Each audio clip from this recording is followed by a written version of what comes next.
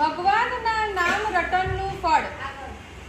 રામદાસ બ્રાહ્મણ કુટુંબનો નબીરો, જન્મજાત વૈરાગી પ્રકૃતિ, પરિવારમાં બાંધી રાખે એવું કોઈ નહીં.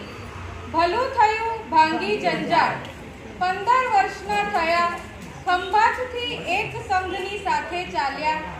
રસ્તામાં ભિક્ષા માંગી નિર્વાહ કરે. મથુરાથી ગોકુળ આવ્યા, ત્યાંથી ગિરિરાજજી ગયા.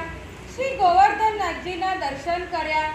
શ્રી ગુસાઈજીનો મેળાપ થયો. શ્રી ગુસાઈજીના સેવક થયા. રામદાસે શ્રી ગુસાઈજીને વિનંતી કરી, કૃપાનાથ, વિરક્ત છું, વ્રજવાસ કરવાની ઈચ્છા છે, આજ્ઞા આપો તેમ કરું. અહીં રહો. દંડવતી શિલા સામે બેસી 6 મહિના સુધી શ્રી અષ્ટાક્ષરનું મંત્ર જપો. જેવી આજ્ઞા કહી રામદાસ જપ કરવા લાગ્યા. 6 મહિના વીતી ગયા. તેઓ શ્રી ગુસાઈજી પાસે આવ્યા. 6 મહિના જપ કર્યા છે. હા મહારાજ, ભલે. સાંજે શ્રી ગોવર્ધનનાથજીના દર્શન કરજો. ભોગ સંધ્યા સમયે તેમણે દર્શન કર્યા. સાક્ષાત અલૌકિક સ્વરૂપના દર્શન થયા. બેશુદ્ધ બની ગયા. ભાનમાં આવ્યા ત્યારે શ્રી ગુસાઈજીએ આજ્ઞા કરી, અષ્ટાક્ષરના જપનું ફળ મળ્યું ને? હા, આપની કૃપાથી અલૌકિક દર્શન થયા. હવે શ્રી આજ્ઞા છે, દંડવતી શિલા સામે બેસી બીજા 6 મહિના પંચાક્ષરનો જપ કરો. જેવી આજ્ઞા. રામદાસ પંચાક્ષર જપ કરવા લાગ્યા. 6 મહિના થઈ ગયા. ફરી શ્રી ગુસાઈજી પાસે આવ્યા. શ્રી ગુસાઈજીએ આજ્ઞા કરી, હવે તમારું મન સંપૂર્ણ શુદ્ધ થયું છે, તેથી બીજે ભટકશે નહીં. કૃપાનાથ, મને કાંઈક સેવા આપો. શ્રીનાથજીના શાકઘરની સેવા કરો. જેવી આજ્ઞા. રામદાસ શાકઘરની સેવામાં નાહીને ગયા. પાછળ શ્રી ગોવર્ધનનાથજી શાકઘરમાં પધાર્યા અને રામદાસને આજ્ઞા કરી, હું ગુલાલ કુંડ પર ખેલવા જઉં છું, તું શીતલ સામગ્રી સિદ્ધ કરી બપોરે ઝટ લઈને આવજે. રામદાસે ઝટપટ લીલા મેવા સિદ્ધ કર્યા. શીતલ સામગ્રી સિદ્ધ કરી. બપોર થયો એટલે મોટો કટોરો બધી સામગ્રી પધરાવી ટોકરો માથે મૂકી ગુલાલ કુંડ ગયા. શ્રી ગોવર્ધનનાથજીએ પૂછ્યું, રામદાસ, સામગ્રી લાવ્યો છે? હા મહારાજ, કહી રામદાસે ટોકરા પરની રેશમની વસ્ત્ર ખોલ્યું. પાતળમાં બધી સામગ્રી સાજી.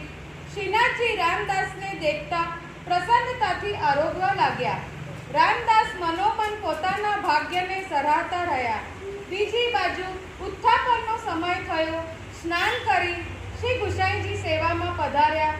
શાકઘરમાં રામદાસ નહીં, પોતે જાતે ઉત્થાપન ભોગ માટેનો લીલો મેવો સિદ્ધ કર્યો. તે લઈ મંદિરમાં પધાર્યા. રામદાસ પાછા ફરતા ચિંતા કરવા લાગ્યા. ઉત્થાપનનો સમય થઈ ગયો છે. શ્રી ગુસાઈજી સેવામાં પધાર્યા હશે.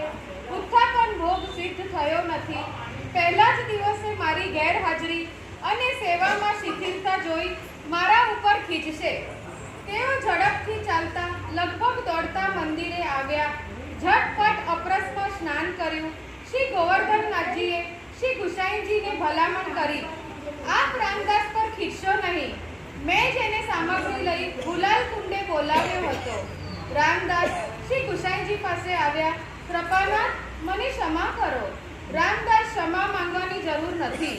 તમે સદભાગી છો. આજે શાકઘરની ટહેલ મળી અને આજે જ ટહેલનું ફળ મળ્યું. તમે સદા શ્રીનાથજીની આજ્ઞામાં રહેજો. શ્રીનાથજી તમને જ્યાં લઈ જાય ત્યાં જજો. સમય મળે ત્યારે શાકઘરની સેવા કરજો. શાકઘર માટે બીજા વૈષ્ણવની વ્યવસ્થા કરું છું. જેવી આજ્ઞા. આપની આજ્ઞામાં રહેવું એ જીવનો ધર્મ છે. પછી રામદાસ સમય મળે એકાંતમાં બેસી શ્રી મહાપ્રભુજીના ગ્રંથનો પાઠ કરતા અને અષ્ટાક્ષર તથા પંચાક્ષરનો જપ કરતા. સિદ્ધાંત નવનીત. અષ્ટાક્ષરના જપથી હૃદય શુદ્ધ થાય છે, શરણાગતિ સિદ્ધ થાય છે. પંચાક્ષરના જપથી વિરહનું દાન થાય છે. પછી ગોવર્ધનનાથજી તે વૈષ્ણવને પોતાની લીલાનો અનુભવ કરાવે. તેથી વૈષ્ણવે નિત્ય અષ્ટાક્ષર અને પંચાક્ષરનો જપ અવશ્ય કરવો.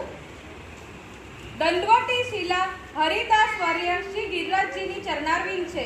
ભક્તના સાનિધ્યમાં એમનો આશ્રય કરીને જપ કરવાથી તત્કાળ ભગવત રસની પ્રાપ્તિ નિશ્ચય થાય છે. શ્રી ગુસાઈજી